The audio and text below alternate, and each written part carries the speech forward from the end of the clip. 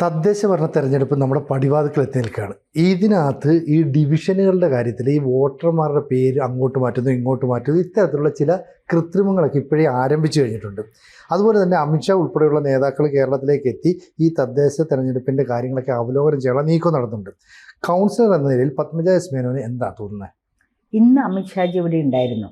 അപ്പോൾ ജോണി ലൂക്കോസ് എന്നൊരു ചോദ്യം ചോദിച്ചു. മനോരമ കോൺക്ലേവിലായിരുന്നു.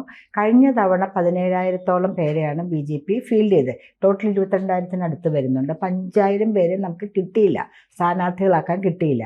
അപ്പം അമിത്ഷാജി പറഞ്ഞു, വിട്ടുകളയൂ, കഴിഞ്ഞവണത്തെ കാര്യം ഞങ്ങൾ ചിന്തിച്ചുകൊണ്ടിരിക്കാറില്ല, ഇത്തവണത്തെ മുന്നോട്ട് പോയിക്കൊണ്ടിരിക്കുകയാണ്, അത് മുന്നോട്ടല്ലേ ഒഴുകുക, പുറകോട്ട് ഒഴുകില്ലല്ലോ. ഇത്തവണ കംപ്ലീറ്റ് ആയിട്ടും ഉണ്ടാവും. നല്ല ഒരു സംഖ്യയിൽ തദ്ദേശ സ്വയംഭരണ സ്ഥാപനങ്ങളിലേക്ക് ഞങ്ങളുടെ പ്രതിനിധികൾ ഉണ്ടാവുകയും ചെയ്യുന്നു.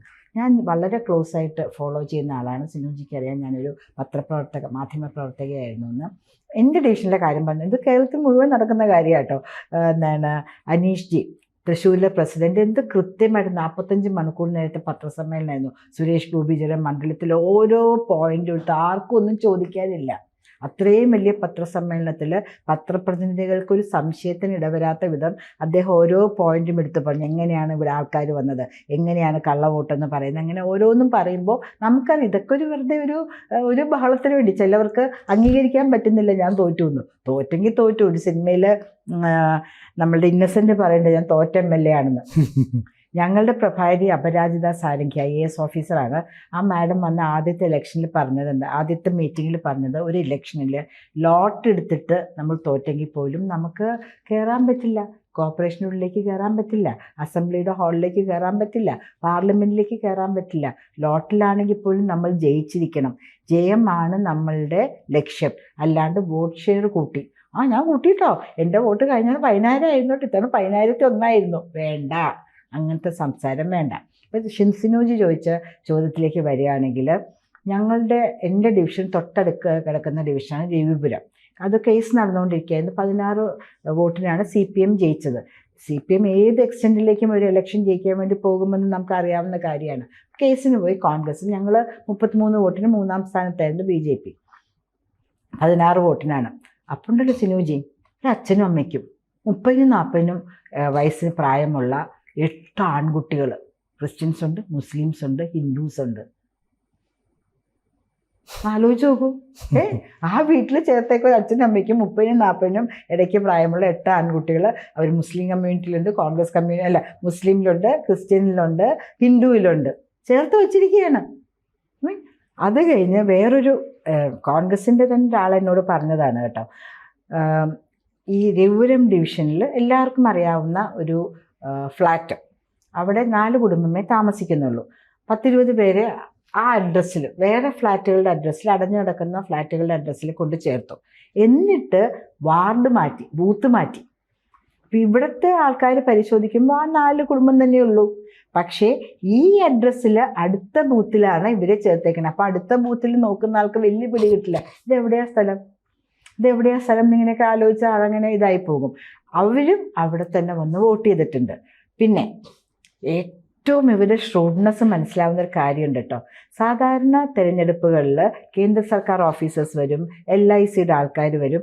LICയിൽ വലിയൊരു മാനേജർ തസ്തികയിലിരിക്കുന്ന ഞങ്ങളുടെ ഒരു സുഹൃത്ത് പറഞ്ഞു, ചോദിച്ചിട്ട് അവരൊന്നും ഇത്തവണ എടുക്കുന്നില്ല, ആരെയും ഇവിടെ നിന്നും എടുക്കുന്നില്ല. CPMൻ്റെ അധ്യാപക സംഘടനയിൽപ്പെട്ട ആൾക്കാരായിരുന്നു പോളിംഗ് ഓഫീസേഴ്സും പ്രിസൈഡിങ് ഓഫീസേഴ്സും. ഈ മാറ്റി ചേർത്തിരിക്കുന്ന ആൾക്കാർ മുഴുവനും CITUവിൻ്റെ ആൾക്കാരാണ്. അവർക്ക് പേടിയാണ്. ഇവർ പറഞ്ഞ പോലെ കേട്ടില്ലെങ്കിൽ അവരെ പിറ്റേ ദിവസം മുതൽ വരണ്ടാന്ന് പറയും. നീല ഷർട്ടൊക്കെ ഇട്ടിരിക്കുന്ന അറിയാലോ, നോക്കുകൂലി, അവരാണ്. ഇവർക്ക് ചെറായിൽ വോട്ടുണ്ട്, വല്ലാർപാടത്ത് വോട്ടുണ്ട്, എല്ലായിടത്തും വോട്ടുണ്ട്. രാവിലെ അവിടെ പോയി വോട്ട് ചെയ്യണം, അത് ഫസ്റ്റ് ഡ്യൂട്ടി. അത് കഴിഞ്ഞിട്ട് എന്തൊരു സാധനം വെച്ചാലും മാറ്റാൻ പറ്റും. ഇരിക്കുന്നത് എന്തായാലും ഇവരാണല്ലോ. നമ്മൾ കയറുമ്പോൾ അവിടെ ഇരിക്കുന്ന ബൂത്ത് ഏജൻസ്, ഞാനും ഇരുന്നിട്ടുള്ളതാണ് ബൂത്ത് ഏജൻ്റായിട്ട് BJP. നമ്മൾ കൈ കാണിക്കൂ, ഇനി മുതൽ ഞങ്ങൾ ചെയ്യാൻ പോകുന്നുണ്ട്, വിരൽ കാണിക്കൂ എന്ന് ഞങ്ങൾ പറയാൻ പോകുന്നുണ്ട്. പറയില്ലല്ലോ, നമ്മൾ പോകുന്നു, നമ്മൾ പടം മൊത്തം നോക്കുന്നു. നമ്മൾ വിരൽ നോക്കൂലല്ലോ. നമ്മളൊരാളിപ്പോൾ കയറുന്ന, എന്നോട് ഇതൊരു ചോദിച്ചിട്ടില്ലാരും, കയറി സിനുജി വോട്ട് ചെയ്യാൻ ചെന്നാൽ അവിടെ ഇരിക്കുന്ന പാർട്ടികളുടെ ഏജൻസ് വിരൽ കാണിട്ടെന്ന് ചോദിക്കില്ലല്ലോ. ഇനി മുതൽ ഞങ്ങൾ ചോദിക്കും. അപ്പോൾ നേരെ പോകുന്നു. അവിടെ ഇരിക്കുന്നത് CPM അധ്യാപക സംഘടനയിൽപ്പെട്ട ആൾക്കാരാണല്ലോ. അവർക്ക് മനസ്സിലാവും ഇത് രണ്ടാമത്തെ വോട്ടാണെന്ന്. അവർ അതിൻ്റെ മുകളിൽ കൂടെ നല്ല അതും കൂടെ കവർ ചെയ്ത് വോട്ട് ചെയ്ത് അങ്ങോട്ട് വിടും. അങ്ങനെ 16 വോട്ടിന് CPM ആദ്യമായിട്ട്, അത് കോൺഗ്രസിൻ്റെ എത്രയോ കൊല്ലമായിട്ട് പരമ്പരാഗത സീറ്റ് CPM ജയിച്ചു. ഇത്തവണയും അവിടെ 13 സീറ്റുകൾ ഇങ്ങനെ ചേർത്തിട്ടുണ്ടെന്ന് ഇന്ന് എന്നോട് കോൺഗ്രസ് 13 വോട്ടുകൾ ഇന്ന് എന്നോട് കോൺഗ്രസിന്റെ ആൾക്കാർ പറഞ്ഞതാണ്. അപ്പൊ അവര് രണ്ടും കൽപ്പിച്ചിട്ടാണ്. അപ്പൊ കോടതിയിൽ നിന്ന് 5 കൊല്ലം കഴിഞ്ഞാൽ വിധി വരുന്നത്. കഴിഞ്ഞു. നമുക്കിനി ഒരു 1-1.5 മാസം കൂടി ഉള്ളപ്പോഴേക്കും തെരഞ്ഞെടുപ്പ് നോട്ടിഫിക്കേഷൻ വന്നു. ഒരു അവിടെയും തൊടാണ്ട് ഇവിടെയും തൊടാണ്ട് വിധി എന്ന് പറയാൻ പറ്റുമോ? ഒരു ഒബ്സർവേഷൻ ആണെന്ന് പറയാൻ പറ്റില്ല. അവരൊക്കെ ഇത്തവണയും വോട്ട് ചെയ്യുന്നുണ്ടോ എന്ന് നോക്കാമെന്ന്. അതെന്ത് വിധിയാണ്? അപ്പം ഇതൊക്കെ CPM അനുകൂലമായ സാഹചര്യങ്ങൾ ഉണ്ടായിക്കൊണ്ടിരിക്കുക. ഇനി എൻ്റെ ഡിവിഷനിലേക്ക് വരികയാണെങ്കിൽ പെട്ടെന്ന് ഒരു കോളനി അപ്രത്യക്ഷമായി. ഇവിടെ വെള്ളപ്പൊക്കമൊന്നും ഉണ്ടായിട്ടില്ല. ഉണ്ടോ? മണ്ണിടിച്ചിലുണ്ടായിട്ടുണ്ടോ? പാറകൾ വന്ന് വീണോ? പക്ഷെ കോളനിയിലെ മനുഷ്യർ മുഴുവൻ വോട്ടിംഗ് ലിസ്റ്റിൽ നിന്ന് പോയി. 27 കുടുംബമുണ്ട്. അവരെന്നെ വിളിച്ചറിയാം, മാഡം എന്തെങ്കിലും ചെയ്തു? ഞാനോ? ഞാൻ എന്തിനാ ചെയ്യുന്നത്? ഞങ്ങളുടെ ആരുടെയും പേരില്ല. ഉടനെ തന്നെ കോർപ്പറേഷനിൽ പോയിട്ട് കംപ്ലൈൻറ്റ് കൊടുക്കൂ. അതുപോലെ പക്ക BJP വോട്ടുകൾ. ആദ്യമായിട്ടാണ് BJP ഈ എറണാകുളം സൗത്ത് ജയിക്കുന്നത്. അപ്പോൾ അവർക്ക് ഭയങ്കര മിനി MLA എന്ന് പറഞ്ഞ സീറ്റാണ്. എല്ലാം ആ ഡിവിഷനിലുണ്ട്. ലോ കോളേജുണ്ട്, മഹാരാജാസ് കോളേജ്, ശിവക്ഷേത്രമുണ്ട്, സൗത്ത് റെയിൽവേ സ്റ്റേഷനുണ്ട്, ബോട്ട് ജെട്ടുണ്ട്, കോർപ്പറേഷൻ്റെ ഓഫീസുണ്ട്, ജനറൽ ആശുപത്രി ഉണ്ട്, എല്ലാം ഉണ്ട്. ജയിക്കുന്നത് ആദ്യമായിട്ടാണ്. അവിടെ നിന്ന് അറിയപ്പെടുന്ന കുറേ BJPയുടെ ആൾക്കാരെ മറ്റേ ഡിവിഷനിലേക്ക് മാറ്റിയിരിക്കുന്നു, അടുത്ത ഡിവിഷനിലേക്ക്. അവരറിഞ്ഞിട്ടില്ല, കേട്ടിട്ടില്ല. നമ്മളിങ്ങനെ കണ്ണ് തുറന്ന് കാത്തിരിക്കണം. ഇത് എറണാകുളത്തെ മാത്രം കാര്യമല്ല. കാസർഗോഡ് നിന്ന് ഞാൻ കംപ്ലൈൻറ്റ് കേട്ടു, കാലിക്കറ്റിൽ നിന്ന് നമ്മൾ കംപ്ലൈൻറ്റ് കേട്ടു, നമ്മൾ തിരുവനന്തപുരത്ത് നിന്ന് കേട്ടു. നമ്മൾ എവിടെയൊക്കെ വിജയിക്കാൻ സാധ്യതയുണ്ടോ ആ സീറ്റുകളിൽ പ്രത്യേകിച്ചും തന്നെ ഇതുപോലുള്ള കളികളല്ല, തെറ്റുകൾ ഇവർ ചെയ്തിട്ടുണ്ട്. എന്തിനു വേണ്ടിയിട്ടാണ് ഇങ്ങനെ ചെയ്യുന്നത്? ജനങ്ങളവിടെ ചെല്ലുമ്പോൾ അറിയുന്നില്ല. പല സ്ഥലത്തും അച്ഛൻ്റെ വോട്ട് ഒരു ബൂത്തിൽ, അമ്മയുടെ വോട്ട് വേറൊരു ബൂത്ത്, ചിലപ്പോൾ വേറെ ഡിവിഷനായിരിക്കും.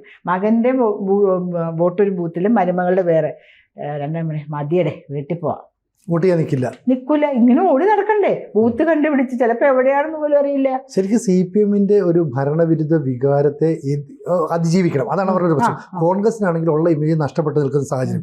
അവിടെയാണ് BJP എന്ന് പറയുന്ന രാഷ്ട്രീയ പാർട്ടിയുടെ പ്രസക്തി. അപ്പോൾ കഴിഞ്ഞ തവണത്തെ തദ്ദേശ തെരഞ്ഞെടുപ്പിൽ നിന്ന് വ്യത്യസ്തമായിട്ട് BJPക്ക് കേരളത്തിലെമ്പാടും ഒരു വളർച്ചയുണ്ടെന്നാണ് പൊതുവെയുള്ള വിലയിരുത്തൽ. അങ്ങനെയാണെങ്കിൽ അതിനെ അട്ടിമറിക്കാനാണോ ഈ? തീർച്ചയായിട്ടും. കാരണം ഇതൊരു ഭയങ്കര, ഇപ്പം എൻ്റെ സീറ്റിനെ കുറിച്ച് തന്നെ ഞാൻ തിരിച്ചൊന്ന് പറയുന്നു. കണ്ണായ സീറ്റാണ്, മിനി MLA എന്നാണ് പറയുന്നത്. ആ സീറ്റ് തിരിച്ചു പിടിക്കാൻ വേണ്ടി ഏത് നിലവാരത്തിലേക്കും അവർ പോകും. നമ്മൾ കണ്ണിൽ എണ്ണ ഒഴിച്ചിങ്ങനെ കാത്തിരിക്കുകയാണ്. എന്താണ് വ്യത്യാസം വരുന്നത് നമ്മൾ കാത്തിരിക്കുകയാണ്. എന്തൊക്കെയാൽ ഒരു കോളനി എന്ന് പറഞ്ഞാൽ കുറേ പേര് ഒരുമിച്ച് താമസിക്കും. കോളനി എന്നുള്ള അങ്ങനത്തെ കോളനിയല്ല, എല്ലാ ക്രിസ്ത്യൻസും ഉണ്ട്, എല്ലാവരുമുള്ള ഒരു സ്ഥലം, ഒരുമിച്ച് താമസിക്കുന്ന ഒരു ചെറിയ സ്ഥലം. അതും കൂടെ ഒലിച്ചു പോയല്ലോ. തൊട്ടപ്പുറത്ത് എവിടെയും വോട്ടില്ല, അടുത്ത ഡിവിഷനിൽ വോട്ടില്ല, ഒരിടത്തും വോട്ടില്ല, അവിടെ ആരുടെയും പേരില്ല. അവര് നമ്മൾക്ക് അല്ലെങ്കിൽ ഇന്ന പാർട്ടിക്ക് വോട്ട് ചെയ്യുമെന്ന് മനഃപൂർവ്വം അറിയാവുന്നതുകൊണ്ട് അട്ടിമറിക്കുന്നതാണെന്ന്. അതെ, ഒരു പാർട്ടിയുടെ അനുഭാവികളായിരുന്നു. ഇപ്പൊ പലരും എൻ്റെ പ്രവർത്തനങ്ങൾ കൊണ്ട് കുറച്ച് ഇങ്ങോട്ടേക്കും കൂടെ ചായ്വ് കാണിച്ചിട്ടുണ്ട്. അപ്പൊ 25 വോട്ട് ഒരു പാർട്ടിക്ക് ഉണ്ടായിരുന്നെങ്കിൽ ഇപ്പൊ ഒരു 18 വോട്ട് നമുക്കും കൂടെ വരും. അപ്പൊ അതുകൊണ്ട് എല്ലാവരെയും അങ്ങ് മുക്കി. തൊട്ടപ്പുറത്ത് മുല്ലശ്ശേരി കനാല, എല്ലാത്തിനും പിടിച്ച കനാലിലേക്ക് അങ്ങോട്ട് ഇട്ടു. അപ്പം ഞാൻ പറയുന്നത് BJP പാർട്ടി പ്രവർത്തകർ വളരെ ജാഗരൂകരായിട്ടാണ് ഇപ്പോൾ മുന്നോട്ട് പോയിക്കൊണ്ടിരിക്കുന്നത്. പ്രത്യേകിച്ചും CPM അവർക്ക് ജയിക്കുവാൻ വേണ്ടി 2 വർഷമായിട്ട് അവർക്ക് നഷ്ടപ്പെട്ടു.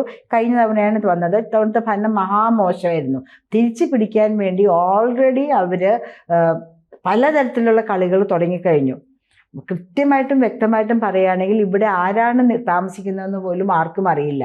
ഇപ്പം നമ്മളെ ചിലപ്പോൾ കാണിച്ചിരുന്നു, show me your Aadhaar card എന്ന് പറയുമ്പോൾ നമുക്കൊന്നും മനസ്സിലാവില്ല. ഹാർഡ് കോപ്പി ഇല്ല, ഇതിലെ കാണിച്ചിരുന്നത്, മൊബൈലിലാണ് കാണിച്ചിരുന്നത്, നമുക്ക് അറിയുന്നില്ല. അവരെയൊക്കെ കൊണ്ടുവന്ന് ചേർക്കുകയാണ് ചെയ്യുന്നത് പല അഡ്രസ്സിലും മെയിൽ വിലാസത്തിലും. നമ്മളവിടെ പോയി നോക്കുമ്പോൾ അവരവിടെ ഇല്ല, വീട് പൂട്ടിയിട്ടിരിക്കുന്നു. എത്ര പ്രാവശ്യം നമുക്ക് പോയി നോക്കാൻ പറ്റും? തെരഞ്ഞെടുപ്പ് പ്രിസൈഡിങ് ഓഫീസേഴ്സ് മുഴുവൻ ഇവരുടെ ആൾക്കാരും. അപ്പം അങ്ങ് വിടുകയാണ്. ഇത് മാത്രം മതി എന്നാണ് ഇപ്പോൾ കോടതിയും പറഞ്ഞിരിക്കുന്നത്. അതിൽ പേരുണ്ടോ?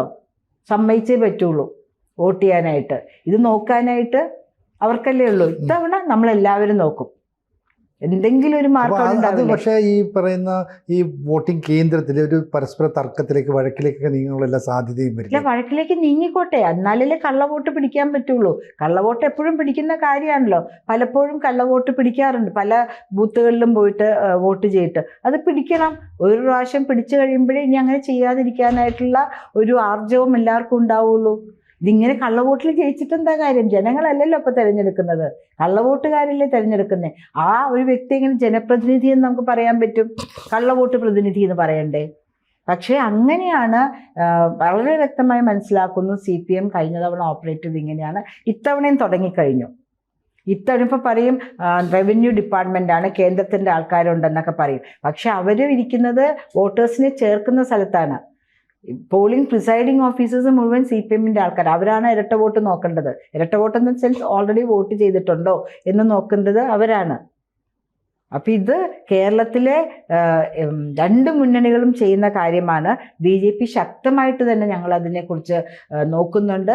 പറ്റുന്ന സ്ഥലങ്ങളിലൊക്കെ അപ്പം തന്നെ ഞങ്ങൾ നീക്കം ചെയ്യുന്നുണ്ട്. നേരത്തെ പറഞ്ഞ പോലെ പക്ക BJP പ്രവർത്തകരെ എൻ്റെ ഡിവിഷനിൽ നിന്ന് മാറ്റിയിരിക്കുന്നു. അതൊക്കെ നമ്മൾ യഥാസമയം കണ്ടുപിടിച്ച് തിരിച്ചു ചേർക്കാനായിട്ട് കൊടുക്കുന്നുണ്ട്. അതുപോലെ മറ്റൊരു കാര്യം പറയാനുള്ളത്, ഇവരെ ഇൻ്റർവ്യൂവിന് വിളിക്കണം. ആദ്യത്തെ വോട്ടേഴ്സിനെ ഇൻ്റർവ്യൂവിന് വിളിക്കണം. പലർക്കും ഇതുവരെ വിളി വന്നിട്ടില്ല. എന്നാലേ നമ്മളുടെ പേര് ചേർക്കാൻ പറ്റുന്നത്. ഞാൻ കേരളം മുഴുവനുള്ള കാര്യം പറയുകയാണ്.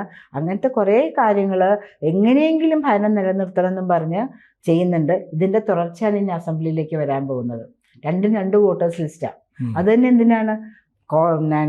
കോർപ്പറേഷൻ, തദ്ദേശ സ്വയംഭരണ സ്ഥാപനങ്ങളിലേക്ക് ഒരു വോട്ടേഴ്സ് ലിസ്റ്റും അസംബ്ലിയിലേക്കും ലോക്സഭയിലേക്കും വേറൊരു വോട്ടേഴ്സ് ലിസ്റ്റും. അത് തന്നെ കൺഫ്യൂസിങ് അല്ലേ? ഒരുമിച്ചാക്കിയാൽ പോരെ 2 ബൂത്ത്? അപ്പം എല്ലാവർക്കും ഒരു കൺഫ്യൂഷൻ, എനിക്കിതിലുണ്ടോ അതിലില്ലേ, ഞാൻ അതിന് വോട്ട് ചെയ്തല്ലോ അപ്പോൾ ഇതിലുണ്ടാവില്ലേ എന്നൊക്കെ പറഞ്ഞിട്ട്. ചുരുക്കം പറഞ്ഞാൽ വോട്ടുകൾ അപ്രത്യക്ഷമാക്കുന്ന കള്ളക്കളികൾ തുടങ്ങി വെച്ചു. ഇനി അത് വലിയ വ്യാപകമായിട്ട് വരാനുള്ള സാധ്യത. അപ്പം നമ്മൾ വിചാരിക്കും എന്താ അദ്ദേഹം വന്ന് വോട്ട് ചെയ്യാത്തേ? അപ്പം അദ്ദേഹം അവിടെ പോകുമ്പോൾ കാണും വേറെ ബൂത്തിലാണ് കിടക്കുന്നതെന്ന്. ആൾക്കാരിങ്ങനെ ഓടിക്കൊണ്ടിരിക്കുകയാണ് ഏത് ബൂത്താണെന്ന് അറിയാണ്ട്. അപ്പം അവിടെ വരുമ്പോൾ ബൂത്തിലില്ലാന്നുണ്ട്. വേറെ ഏത് ബൂത്താണെന്ന് നമുക്ക് കണ്ടുപിടിക്കാനും പറ്റില്ല. അവിടെ ഇരിക്കുന്ന പ്രിസൈഡിങ് ഓഫീസറിന് അറിയില്ല വേറെ ഏത് ബൂത്താണെന്ന്. അപ്പോൾ അവരെന്നാ ശരി വീട്ടിൽ പോയിക്കാം. അനുഭാവികളായിരിക്കും, ഹാർഡ് കോർ വർക്കേഴ്സ് ആയിരിക്കില്ല. എന്നാൽ ശരി കുഴപ്പമില്ല എന്ന് പറഞ്ഞാൽ അവർ വിട്ടുപോകും. നമുക്ക് കാത്തിരിക്കാം അല്ലേ എന്തായാലും സംഭവിക്കാന്നുള്ളത്. അതെ. കൂടുതൽ വാർത്തകളും വിശേഷങ്ങളും നിങ്ങളിലേക്ക് എത്താൻ ABC മലയാളം സബ്സ്ക്രൈബ് ചെയ്യുക, ബെൽ ബട്ടണും അമർത്തുക.